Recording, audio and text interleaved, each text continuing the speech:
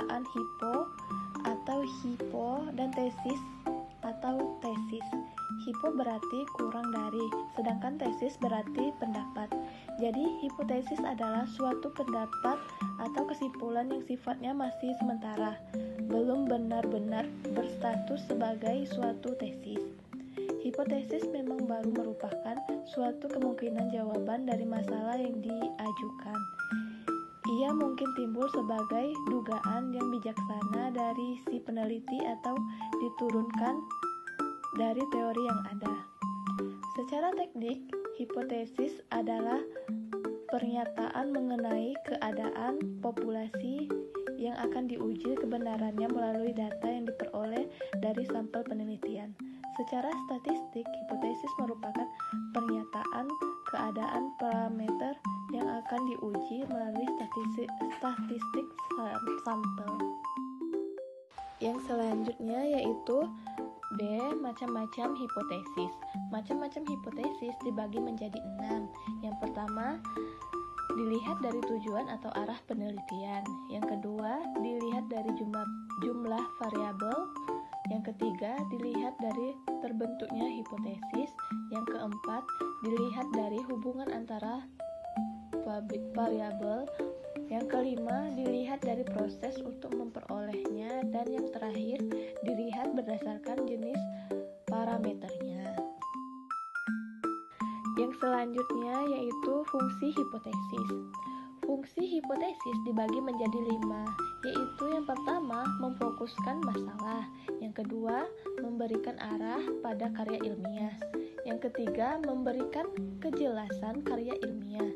Yang keempat, objektivitas pada karya ilmiah. Yang kelima, mengembangkan ilmu pengetahuan. Yang selanjutnya, rumusan hipotesis. Dalam menetapkan hipotesis, peneliti harus mempunyai kemampuan menghubungkan masalah dengan variabel yang dapat diukur dengan menggunakan satu kerangka analisis yang dibentuknya. Dalam merumuskan hipotesis, ada beberapa hal yang harus dikuasai peneliti.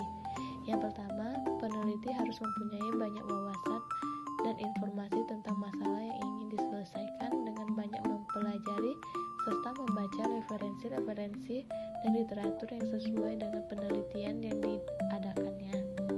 Yang kedua, peneliti harus mempunyai keahlian dalam menganalisis dan menghubungkan hal-hal seperti tempat, objek, atau hal lain yang berkaitan dengan penelitiannya tersebut. Yang terakhir, peneliti harus mampu